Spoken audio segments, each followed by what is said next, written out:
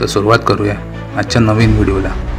तुम्ही कधी जपानमधून आलेल्या एका खास प्रकारच्या ॲनिमेबद्दल ऐकलं आहे का, जे केवळ मुलांसाठीच नसून सर्व वयोगटातील लोकांसाठी काहीतरी खास घेऊन येतं? यालाच आपण ॲनिमे म्हणतो। ॲनिमे म्हणजे काय? तर ॲनिमे म्हणजे जपानमध्ये तयार केलेले ॲनिमेटेड कार्यक्रम किंवा चित्रपट। आपल्याकडे जसे कार्टून असतात ना, तसेच ॲनिमे असतात, पण ॲनिमेमध्ये खूप वैशिष्ट्य आणि खोली असते। ॲनिमेमध्ये फक्त लहान मुलांच्या गोष्टी नसतात, तर मोठ्यांसाठी, तरुणांसाठी आणि अगदी ज्येष्ठांसाठीही वेगवेगळ्या प्रकारच्या कथा असतात। तर ॲनिमेच्या अथांग आणि अद्भुत जगात हरवून जायला तयार आहात का? जर तुम्ही विचार करत असाल की कोणत्या ॲनिमेपासून सुरुवात करावी किंवा कोणत्या ॲनिमे पुढे बघावा, तर हा व्हिडिओ तुमच्यासाठीच आहे।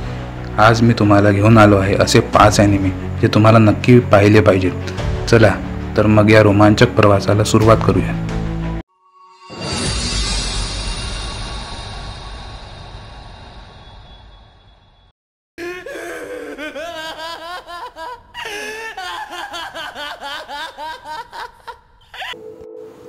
भारतातील बऱ्याच ॲनिमे दर्शकांचं पहिलं राहिलेलं ॲनिमे म्हणजेच डेथ नोट। तुम्हाला कधी खऱ्या सामर्थ्याची कल्पना आली आहे का?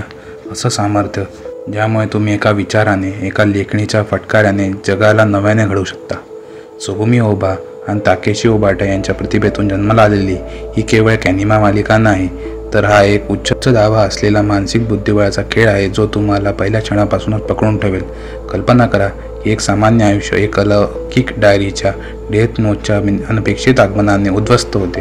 ही केवळ कोणती डायरी नाही, हे एक अंतिम न्यायाचे साधन आहे। तिच्या पानांमध्ये एक नाव लिहा, त्या व्यक्तीचा चेहरा आठवा आणि काही सेकंदात त्या व्यक्तीचे नशीब निश्चित होते। ती व्यक्ती मरते।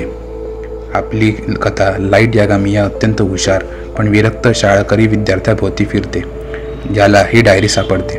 न्यायाच्या विकृत भावनेने प्रेरित होऊन तो गुन्हेगारांपासून जगाला शुद्ध करण्याच्या एका थंड मोहिमेला सुरुवात करतो आणि तो किरा म्हणजेच किलर या गूढ व्यक्तिमत्वाने ओळखला जातो।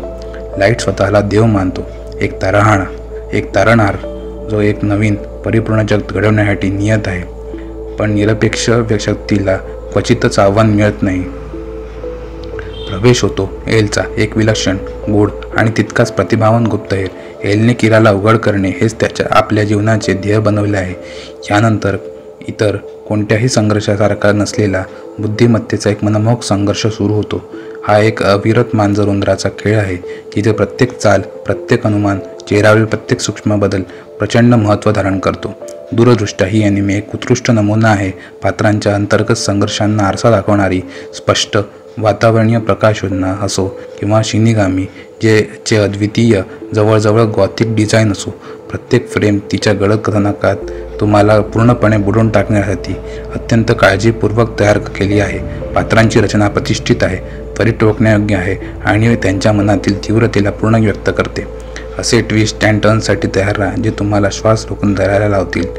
इतकी गुंतागुंतीची पात्रे ज्याच्यामुळे तुम्ही दोन्ही बाजूंच्या पात्रांना पाठिंबा द्याल आणि तात्विक चर्चा ज्या क्रेडिट्सनंतरही दीर्घकाळ तुमच्या मनात रेंगाळतील। डेथ नोट केवळ मनोरंजन नाही, तर एक अनुभव आहे जो तुमच्या धारणांना आव्हान देईल आणि तुम्हाला अशा जागा तोडून नेईल जिथे प्रत्येक नशिबाच्या लेखणीच्या फटकाऱ्याने चांगले आणि वाईट यांच्यातील रेषा अस्पष्ट होते। जर तुम्ही अशा मालिकेसाठी तयार असाल जी तुमच्या मनाला उत्तेजित करेल, तुमच्या कल्पनाशक्तीला प्रज्वलित करेल आणि न्यायाबद्दलची तुमची समज पुन्हा परिभाषित करेल, तर डेथ नोट तुमची वाट पाहत आहे।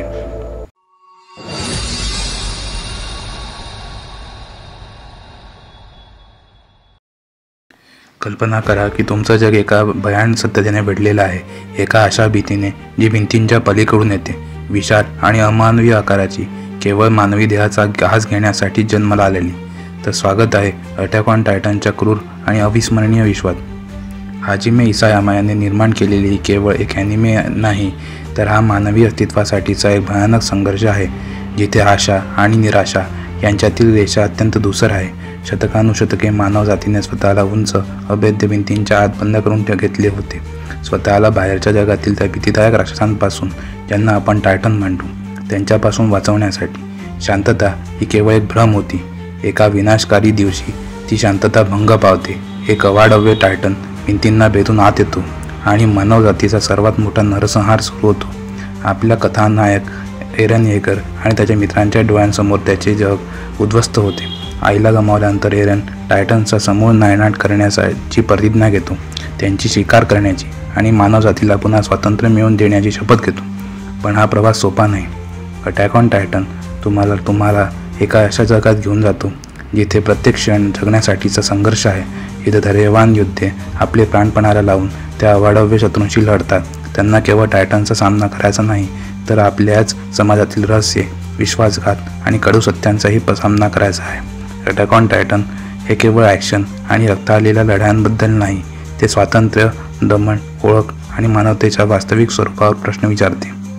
दूरदृष्ट्या हा ॲनिमे एक उत्कृष्ट नमुना आहे. भव्य ॲनिमेशन, जबरदस्त लढायांचे क्रम आणि भिंतीच्या आत अडकलेल्या जगाची अंधारी, तणावपूर्ण मांडणी तुम्हाला खिळवून ठेवेल. प्रत्येक दृश्यामध्ये तपशील आणि भावना भरलेल्या आहेत. तुम्ही एका अशा कथेसाठी तयार असाल जी तुमच्या भावनांना ढवळून काढेल, तुमच्या हृदयाची धडधड वाढवेल आणि तुम्हाला विचार करायला लावेल. तर अटॅक ऑन टायटन तुमच्यासाठीच आहे.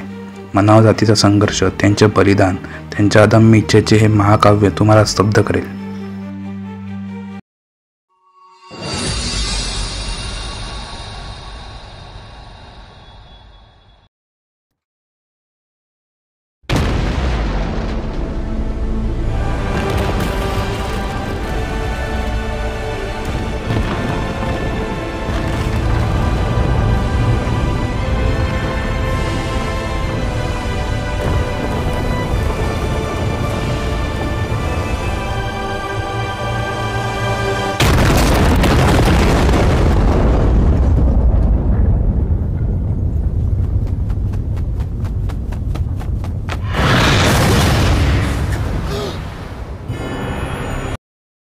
हे एक दृश्य पाहून तुम्हाला समजलंच असेल की हे पुढील ॲनिमे किती भव्य दिव्य असू शकते. तर सुरुवात करूया डिमन स्लेअर या पुढील ॲनिमेला. तर कल्पना करा की तुमचं आयुष्य एका क्षणात बदलून जातं. साधेपणा, आनंद आणि कुटुंबाचं प्रेम एका भयान रात्रीत हिरावून घेतलं जातं आणि तुम्हाला अशा जगात ढकललं जातं जिथे अंधारातून क्रूर आत्मे राक्षस बाहेर पडतात. डिमन स्लेअर किमत्सुनो यायबा याच्या सुंदर पण क्रूर जगात तुमचं स्वागत आहे. कोयाहारू गोटाके यांनी निर्माण केलेली ही एक केवळ ॲनिमे मालिका नाही, तर एका भावाच्या अदम्य प्रेमाची, मानवी आत्म्याच्या ताकदीची आणि न्यायासाठीच्या अविचल संघर्षाची कथा आहे. तंजिरो कोमाडो एक तरुण कोळसा विक्रेता, त्याच्या कुटुंबाची एक राक्षसाने निर्घृण हत्या केली आहे. त्याची धाकटी बहीण नेझुको वाचलेली एकमेव, पण ती स्वतःच्या एका राक्षसात रूपांतरित झालेली आहे. या विध्वंसातून तंजिरोच्या हृदयात एकच ध्येय कोरले जाते, नेझुकोला पुन्हा माणूस बनवणं आणि ज्या राक्षसाने त्याच्या कुटुंबाला नष्ट केलं त्याला शोधून ठार मारणं. हाच प्रवास त्याला डिमन स्लेअर कॉर्प्समध्ये सामील व्हायला लावतो, जिथे तो राक्षसवध केलेचे प्रशिक्षण घेतो आणि तलवारीने, आत्म्याच्या बळाने अंधाराशी लढतो. पण राक्षसांच्या जगात प्रवेश करणं सोपं नाही. डिमन स्लेअर तुम्हाला अशा जगात घेऊन जातो जिथे प्रत्येक राक्षस हा केवळ शत्रू नसतो, तर एक दुःखद भूतकाळ आणि एक भयानक कथा असते. तंजिरो आणि त्याचे मित्र झेनित्सू आणि इनोसुकेच्या बेफिकर धैर्याने केवळ राक्षसांचीच नव्हे, तर त्यांच्या स्वतःच्या भीती आणि मर्यादांशी लढतात. डिमन स्लेअर हे केवळ चित्तथरारक ॲक्शन सिक्वेन्स आणि अप्रतिम ॲनिमेशनबद्दल नाही, हे त्याग, कुटुंबाप्रती निष्ठा आणि अंधारातूनही प्रकाशाचा शोध घेण्यासाठी आहे. दूरदृष्ट्या हा ॲनिमे एक अप्रतिम कलाकृती आहे.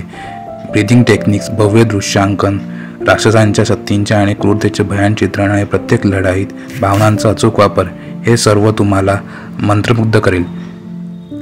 जर तुम्ही एका अशा कथेसाठी तयार असाल जी तुमच्या डोळ्यात पाणी आणेल आणि हृदयाची धडधड वाढवेल आणि तुम्हाला शौर्य आणि प्रेमाच्या सामर्थ्यावर विश्वास ठेवायला लावेल, तर डिमन स्लेअर किमत्सुनो यायबा तुमची वाट पाहत आहे. हा एक प्रवास आहे जिथे तुम्ही हास्य, अश्रू आणि अविस्मरणीय विजयांचे साक्षीदार व्हाल.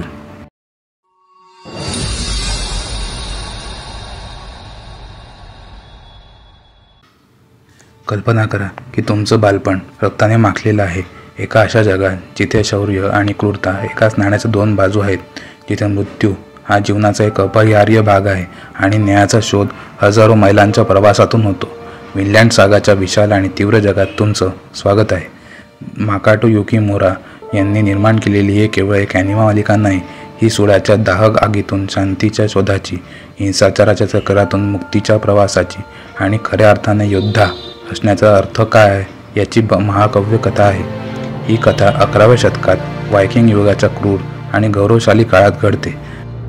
आपली कथा थॉर्फिन या तरुण मुलाची आहे, ज्याच्या डोळ्यासमोर त्याचे वडील थॉर्स द ट्रोल एका विश्वासघाताने मारले जातात. थॉर्स एक महान योद्धा ज्याने तलवारीला निरोप देऊन शांततेचं जीवन निवडलं होतं. त्याचा मृत्यू थॉर्फिनच्या हृदयात सोळाची आग पेटवतो. त्याचा एकच उद्देश आहे, आपल्या वडिलांच्या मारेकऱ्याचा एस्केलॅडचा स्वतःच्या हाताने अंत करणे. पण हा सोडाचा मार्ग सोपा नाही. विनलँड सागा तुम्हाला वायकिंगच्या जीवनाच्या क्रूर वास्तवात घेऊन जातो, जिथे प्रत्येक युद्धात जीवितहानी होते, प्रत्येक विजयाची किंमत मोजावी लागते आणि जीवनाचं मूल्य क्षणभंगूर वाटतं. थॉर्फिन एस्केलॅडच्या तुकडीत सामील होऊन स्वतःला युद्धाच्या आणि हत्येच्या गर्दीत ढकलतो, फक्त बदला घेण्याच्या इच्छेने. या मालिकेची खरी खोली तिच्या पात्रांच्या विकासात आहे. थॉर्फिनचा बालिश क्रोध हळूहळू एका खोल मानवी संघर्षात बदलतो. एस्केलॅड एक क्रूर पण गूढ योद्धा त्याच्या कृतीतून आणि शब्दातून तुम्हाला विचार करायला लावतो. आणि कॅन्यूट राजपुत्राचा अनपेक्षित प्रवास सत्ता, धर्म आणि खऱ्या शांततेचा अर्थ शोधतो. विनलँड सागा हे केवळ रक्तरंजित लढाया आणि ऐतिहासिक अचूकतेबद्दल नाही, ते स्वातंत्र्य, गुलामी, धर्म आणि मानवतेच्या सर्वात गडद आणि तेजस्वी पैलूंबद्दल प्रश्न विचारते. दूरदृष्ट्या हा ॲनिमे एक उत्कृष्ट नमुना आहे. भव्य भूदृष्टे, अथांग समुद्र आणि वायकिंगच्या लढायांचे थरारक दृश्यांकन तुम्हाला या प्राचीन जगात पूर्णपणे बुडवून टाकतं. प्रत्येक लढाई आणि प्रत्येक पात्र आणि प्रत्येक संवाद अत्यंत काळजीपूर्वक चित्रित केले आहे, ज्यामुळे भावना आणि वास्तव यांचा अनुभव येतो. जर तुम्ही एका अशा कथेसाठी तयार असाल जी तुमच्या मनाला आणि आत्म्याला आव्हान देईल, जी बदलाच्या परिणामांबद्दल आणि शांततेच्या अपेक्षेबद्दल विचार करायला लावेल, तर विनलँड सागा तुमची वाट पाहत आहे. हा एक असा प्रवास आहे जिथे क्रूरतेच्या मध्यभागीही मानवतेचा प्रकाश सापडतो.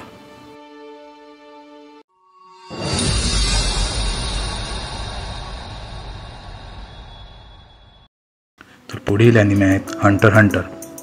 कल्पना करा की तुमचं भविष्य तुमच्या हातात आहे. एका अशा जगात जिथे अज्ञात शोधण्याची, मर्यादा तोडण्याची आणि स्वप्नांचा पाठलाग करण्याची अमर्याद शक्यता आहे, जिथे प्रत्येक धोका एक संधी असते आणि प्रत्येक भेट एक नवीन साहस. हंटर हंटरच्या विस्तृत आणि रोमांचक जगात तुमचं स्वागत आहे. योशिहिरा तोगाशी यांनी निर्माण केलेली हे केवळ ॲनिमे मालिका नाही. हा साहस, मैत्री, आत्मशोध आणि अंतहीन शक्यतांचा एक महाकाव्य प्रवास आहे. आपली कथा गॉन फ्रिक्स या लहान मुलाची आहे, जो आपल्या वडिलांच्या पावलावर पाऊल ठेवून हंटर बनण्याचे स्वप्न पाहतो. हंटर्स म्हणजे असे खास लोक जे गुप्त खजिन्यात दुर्मिळ प्राणी किंवा रहस्यमय ठिकाण शोधतात किंवा अगदी गुन्हेगारांचाही शोध घेतात. गॉनचा प्रवास त्याला हंटर परीक्षा या अत्यंत कठीण आणि जीवघेण्या कसोटीकडे घेऊन जातो. इथेच त्याला त्याचे अविस्मरणीय मित्र भेटतात. किलुआ, एक रहस्यमय आणि शक्तिशाली हत्यारा, कुरापिका ज्याच्या मनात सुडाची आग आहे, आणि लिओरिओ जो डॉक्टर बनवू इच्छितो पण पैशांच्या मागे धावतो. हे चौघे मित्र एकत्र येऊन प्रत्येक परीक्षा आणि अडथळ्यांचा सामना करतात आपापली ध्येय गाठण्यासाठी. पण हंटर बनणे सोपे नाही. या मालिकेची खरी ताकद तिच्या पात्रांच्या विकासात आहे आणि त्यांच्यातील बंधात आहे. गॉनचा आशावाद, किलुआची जटिलता, कुरापिकाची तीव्र भावना आणि लिओरिओचे व्यावहारिकता हे सर्व मिळून एक अविस्मरणीय टीम बनवतात. तुम्ही त्यांच्या वाढीचे आणि त्यांच्या संघर्षाचे, त्यांच्या विजयाचे साक्षीदार व्हाल. ही मालिका मैत्रीचे आणि एकमेकांवरील विश्वासाचे महत्त्व अधोरेखित करते. हंटर हंटर हे केवळ ॲक्शन पॅक लढाया आणि कठीण परीक्षांबद्दल नाही, ते नैतिकता, मानवी स्वभाव, त्याग आणि अशक्तीचा वापर कसा करायचा याबद्दल खोलवर प्रश्न विचारते. खऱ्या अर्थाने शिकारी हंटर म्हणजे काय आणि तुमची स्वप्ने पूर्ण करण्यासाठी तुम्ही किती दूर जाऊ शकता हे ॲनिमे सांगते. दूरदृष्ट्या हा ॲनिमे त्याच्या वैविध्यपूर्ण कला शैलीसाठी ओळखला जातो. काही वेळा तो मजेदार आणि हलकाफुलका असतो, तर काही वेळा तो अत्यंत गडद आणि तीव्र बनतो. लढायांचे क्रम उत्कृष्टपणे ॲनिमेटेड केलेले आहे आणि नेन या संकल्पनेला व्हिज्युअल रूप देण्याची पद्धत विलक्षण आहे. जर तुम्ही एका अशा कथेसाठी तयार असाल जी तुम्हाला हसवेल, रडवेल, आश्चर्यचकित करेल आणि तुमच्या मनाला उत्तेजित करेल, जी प्रत्येक क्षणी नवीन साहस घेऊन येईल, तर हंटर एक्स हंटर तुमची वाट पाहत आहे. हा एक असा प्रवास आहे जिथे तुम्ही अज्ञात जगाचा शोध घ्याल आणि स्वतःच्याच सामर्थ्याची जाणीव करून घ्याल.